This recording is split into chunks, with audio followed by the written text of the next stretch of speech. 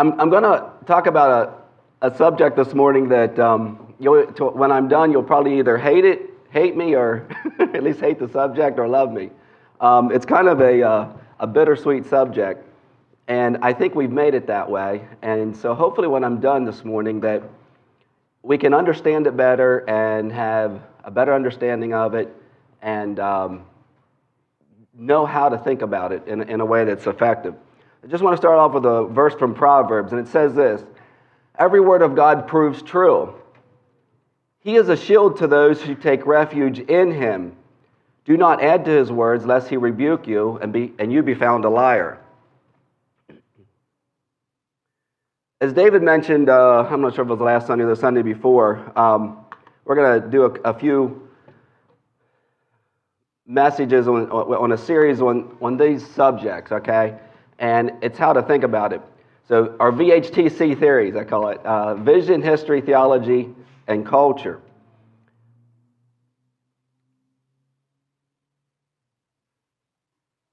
I want to discuss on where we should focus and why, where we should put our energy in all these. And I'm going to start with culture. Does culture matter? Now, some of you that may give weird vibes to. Like I said, some people, this is their pet subject, and some people don't. So it depends on your background as to how you're probably feeling about that. But I think when I'm done, I hope to bring all of us into a very similar perspective. I don't think we're actually as far apart as we may think, or whether we like or dislike it. I think it'll help bring us into this. Does culture matter? So the first question I want to talk about is, why are we questioning our culture? I hope the answer that I give you is not the answer that you're expecting. So I'm going to start with a series of questions just to start to get you to think. It's how my brain works. Why are we having culture battles? Why are we having lifestyle battles? Why are we having church standard battles? Are all the cultural battles worth the fallout? Is it worth the disagreements among us?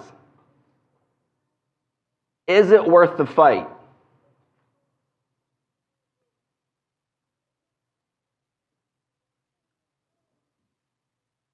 When there is a battle, there are two sides. Someone is defending and someone is questioning. I find the most devastating thing about battles is that it often divides people, especially cultural battles. They almost always divide people.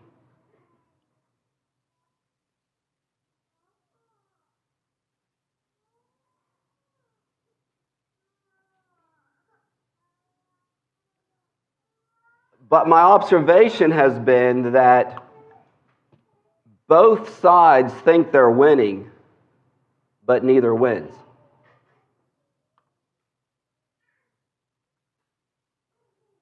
I have another question. Are any of you here this morning exempt from these cultural battles? I've heard some people say, it's just, cultural battles is just a church problem. That it's naive and unnecessary. It divides people unnecessarily, therefore it's ridiculous. So they choose a path of denial. Cultural battles don't exist. The next question I have is, does it matter that we keep our culture? Is our culture being threatened? Is your culture being threatened? Is the Christian culture being threatened? I have a bigger question. Are all cultures being threatened? Think of it worldwide. Our culture is being threatened. On the next 2 or 3 points here, What's Paul says, this is mine and it's not from the Lord? Definitely here. I happen to believe that most cultures are being threatened. I personally believe that there is a worldwide onslaught to destabilize every culture in the world. That's personal. I also personally believe that the onslaught to destabilize every culture is demonic in its nature. However, I do not believe that this worldwide onslaught is anything new. Think about this. We are working with an old problem that is new in each generation. But the problem isn't new. Every generation fights this. So when we think of culture and losing our culture, where does our primary threat come from? So as I said before, when we think of culture and losing our culture, where does our primary threat come from in losing our culture? Does our threat come from without or from within? Where does our primary threat come from?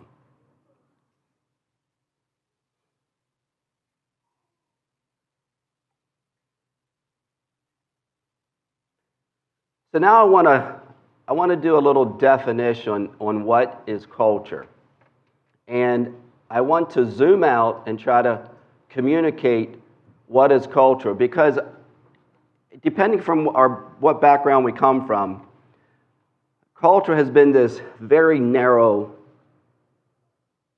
pinpoint perspective of what culture is. So I want to try to communicate what this is. I want us to think of the word culture as an umbrella. It's a big word.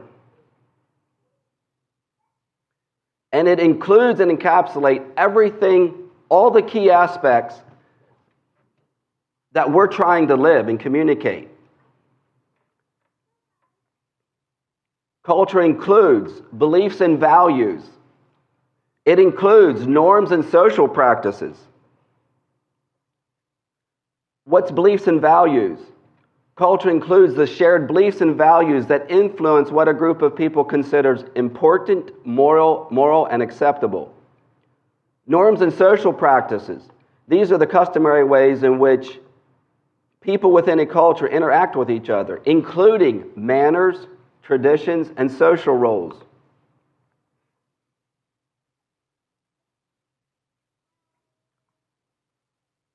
Symbols and language.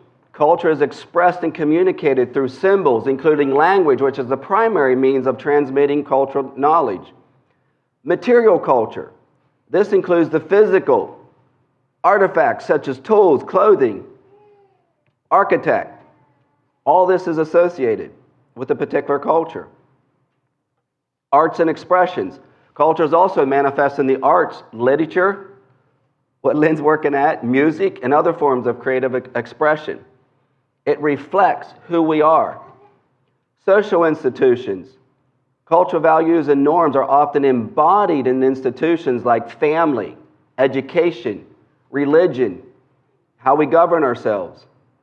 It's our structure. Now, if that's the big picture of culture, I have a question. Does culture matter? After you hear that definition, I think only a fool would say no. It matters a lot. There's a lot involved in culture.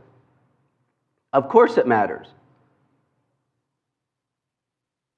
Understanding that it's an umbrella, culture includes everything.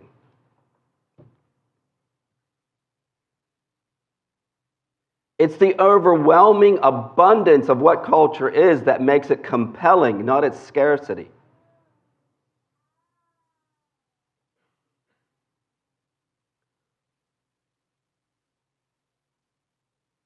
Culture includes everything. Our beliefs and values, a people that considers what they consider important, moral, and acceptable, norms and social practices, symbols and language, material culture, physical, objects, arts and expression, social institutions, our communities and our churches. How our beliefs and values and norms are often embodied in these institutions. We care about family, we care about church, we care about education, we care about our faith. We care about how we govern ourselves. My point is, I hope I broaden your understanding of what culture is. It's not a narrow pinpoint word, it's a very big concept. So I have a more important question to ask. If we lose the cultural battle, have we lost the war? I would say we have. So I want to give some examples that I've read over the years to try to communicate why cultural matters. And I've read a lot of books in my life, a lot, probably not compared to Lynn, but for me, I've read a lot. And I've learned some things from these books. And when I talk about these books, there's about 4 of them I'm going to mention. There's a lot more. But they taught me 2 things: why things fail and how to prevent failure. How not to let it happen. All these books are very fascinating in their own right.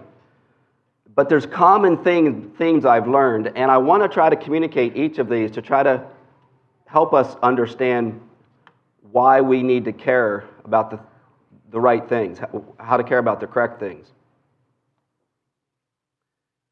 The first book is written by Peter Greer. It's called Mission Drift. He's the CEO of Hope International out of Lancaster. And they do microfinancing. And he read this book on these different mission organizations. And because he was a part of a large mission organization, he wanted to know, why do missions drift away? Why do they drift and why? And he did this in-depth study. And one of the studies that he done was on Harvard University. Harvard University was established, I'm all of a sudden forgetting the exact date. It's 1636 or 1639, somewhere in that ballpark, in the 1600s. And when you go back and look at their mission statement, Harvard University, and who they are today, do you think it looks the same? It's nowhere close. The leaders today have forgotten their mission statement. They don't even know what it is. They don't even know the purpose anymore. It has changed. The leaders have changed their purpose. They have drifted from their founding purpose. And it's a fascinating read. I recommend you go read it. They forgot their history. 100%. When you forget your history and your founding purpose, the generation after you will only just continue to drift. And you think, how could that be that Harvard University went that far? I mean, weren't they helping? It was a Christian mission when they started, a Christian education. They were helping humanity.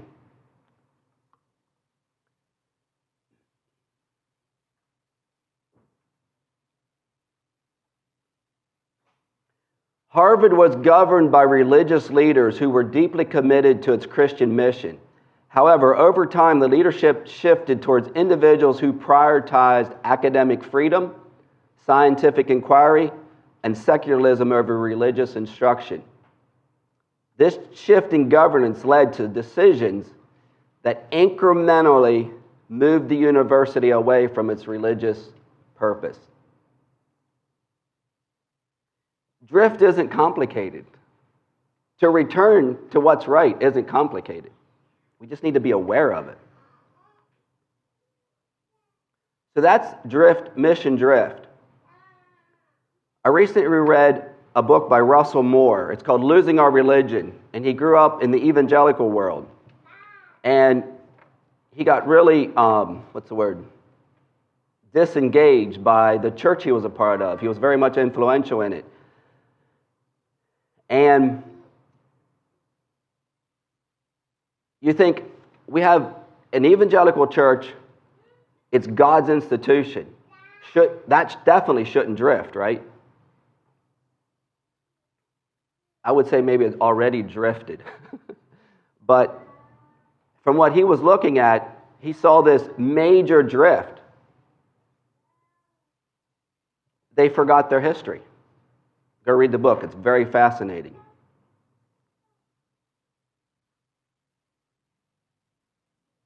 They didn't focus on character. They didn't focus on developing people. Another book is Jim Collins. It's on business.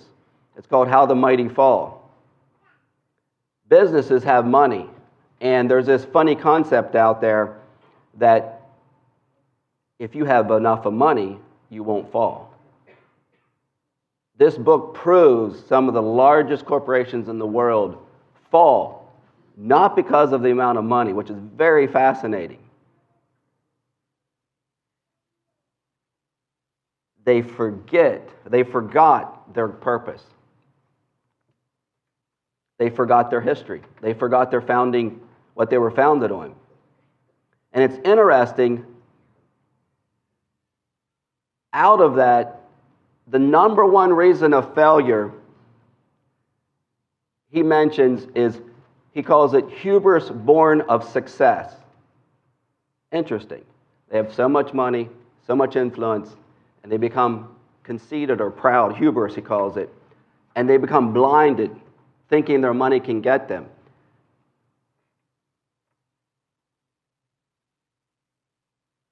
The first state of decline where a company becomes complacent and arrogant because of its past success.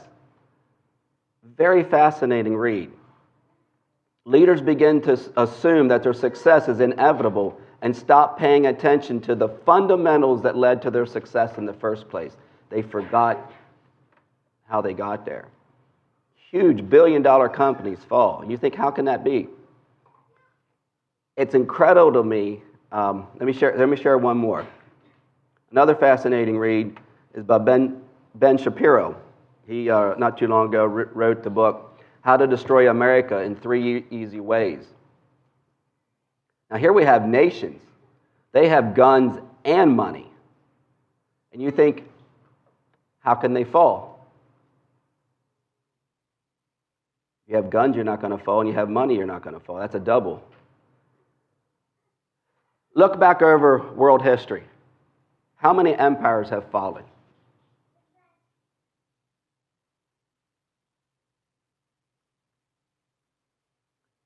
Shapiro argues that one way to destroy America is to undermine its historical, narrative, and cultural traditions. Very fascinating. Nations that forget their founding, their history, and undermine their culture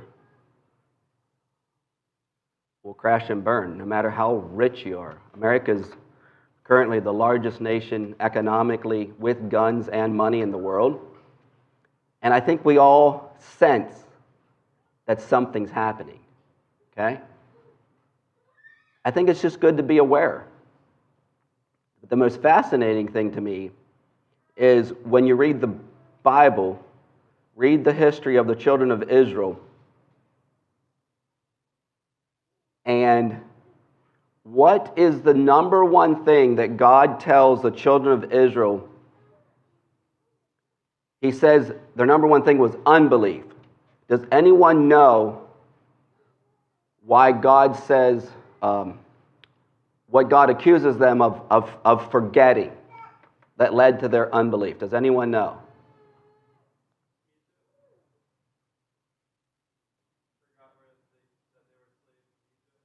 They forgot their history. And out of that, they forget their purpose and they forgot what God said. Very interesting. When you forget your history, you forget what God said, and you forget your purpose. And think about all those other examples that I gave from missions, churches, businesses, and nations. They all have a common thread. They fall for the same reason. The kingdom of God is no different.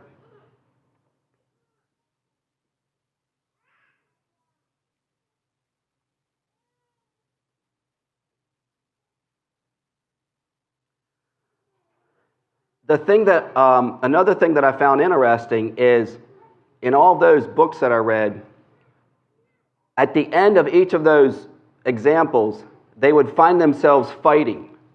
Okay, the business people, the nations, the missions, they would find themselves fighting. And you know what they were fighting over? Cultural things. Over where they sat around the business table, what position. They fought over, churches fought over standards, what color, what kind of clothing they wore, what kind of clothing they didn't wear. It dialed into a specific thing, and they end up fighting over that because they lost their vision. They forgot their history.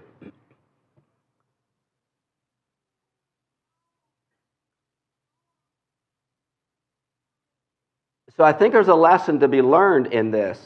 When we find ourselves, when we think of culture, and we think of all these buckets, I would say, that sit under that, beliefs and values, norms and social practices, all these buckets that sit, and we come down and say material culture, for example, we go down inside of that bucket, and then inside of that bucket, we pick up something, and we cherry pick it. What have people cherry-picked over the years and fought over?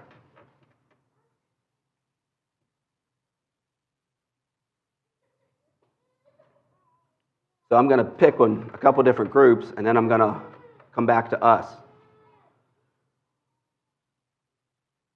Some groups among the Anabaptists, Atlee, you're going to be familiar with this one, they will say, it's important that you buy a piece of equipment, that you pull it behind a horse. And if you don't buy this kind of equipment and you pull it behind a horse, we're going to lose our entire culture. Other people pick articles of clothing. And they'll say, if we don't do this, we're going to lose our entire culture. Russell Moore has a quote that he says, when institutions and churches start to decline, they start fighting over standards and positions. And I found that interesting. That's what their focus is. Now, back to my definition of what culture is, and it includes all of our life. Does culture matter? Absolutely. But let's not use a distraction and pick on something very, very small. I don't really care if you drive horses and pull equipment behind horses. I think that's neither here nor there in the kingdom of God. Whether you choose a particular article of clothing is probably near here nor there. But if that's what you're saying is your driving factor, that's what's going to keep your culture, you will be disappointed. Not that it might not matter, but you will be disappointed.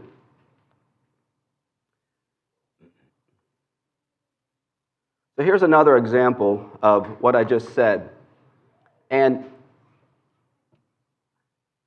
I want to try to communicate something. Where should we put our energy when we think about all those things? I mean, should we focus on symbols and language? Should we focus on material culture? Like, where should we put our energy? Like, it's life. It's all of life. We're all affected by this. How you live affects. Which one matters that we all put our energy? So, might stretch you here a little bit, but I was trying to think of an example, analogy. How do I communicate what matters? Like, how do you say, like, I'm guessing most of you would say, well, beliefs and values matter. Why does it matter? Like, everything else has to live under that, right? We're out of that. So, in business, there's this common, I'm not going, analogy, that's not quite the right word I'm after. But when you sell things, they talk about the 80-20 rule. So we have a store there.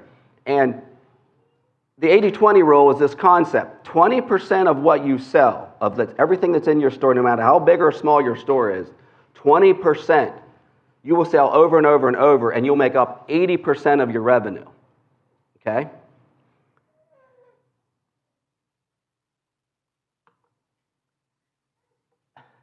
Does that analogy work for that? Just focus on 20%. I recently came across a better analogy, and it's in marketing. And so in marketing, there's this idea out there that they'll go into a business and they will pick, it's between 3 and 10. It's called your drivers in marketing. They'll never go over 10, and they'll never go under 3. So let's use the number 10 just to be easy. So if you're selling 100 products, for example, they will pick out their top 10, and it's divided by your highest revenue and your most volume. That's called a driver. So if you sell 100 products, they'll pick out 10, and that's your driver. That's what they'll advertise. That driver accommodates 100% of your revenue, those drivers. What's curious about this is it never goes over the number 10, no matter if you go from 100 to 1,000. 10 is always the driver.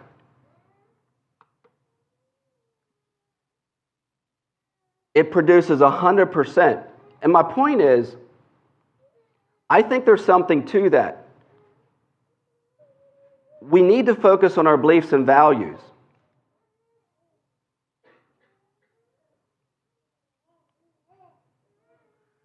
So my question is, where do we focus? What is our vision? How do we build our faith? I think it's through our history. We talked about our VHTC, our vision, history, and theology. If we want our culture to be sustainable and know where to focus, we have to know our history. And I'm not talking about just our history, like 100 years back, but the history of the Anabaptist, the early history, the original Anabaptist. Learn what they are. What is early Christianity? What is the faith once delivered? What is your history? If we know that, that's our driver. It will produce 100% of everything else. The details do matter. It does matter how we dress. It does matter the houses we live in and the cars we buy.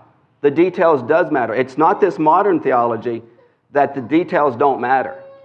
It's completely opposite. The more you understand your history, the more you understand the historic faith, the more you care about the details. But what's interesting, we were talking about being judgmental. The more you understand the faith, the less judgmental you are to others. The more you focus on an individual cultural practice, the more judgmental you get towards others. Did I say that right? Also, I feel like I said something backwards. And I think that's huge. I find it fascinating. The people that are more godly get less and less judgmental because they know their history. Not because they're going down the tolerant road. It's not what I'm talking about. They know the truth. They know what stands, but they're very understanding. And I find that driver concept very interesting.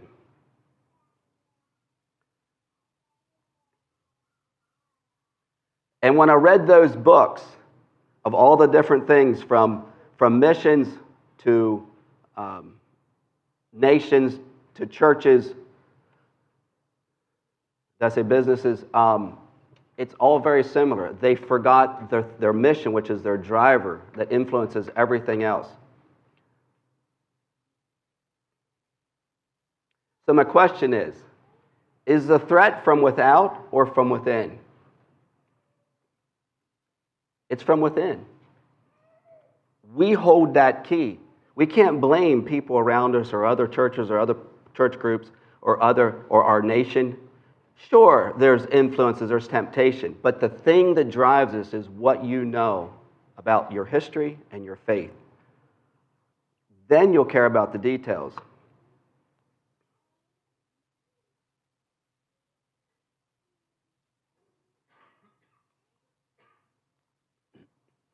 So I end with this. Our vision is to know the historic faith, to know the Christian faith. We do it through studying history. That's what develops our theology, our doctrines, everything that we know. And then we'll live out our culture. Our drivers are the top two. And I think if we make that our goal, I think it'll be very helpful in establishing our culture that we all want and need to live healthily. It's hugely important.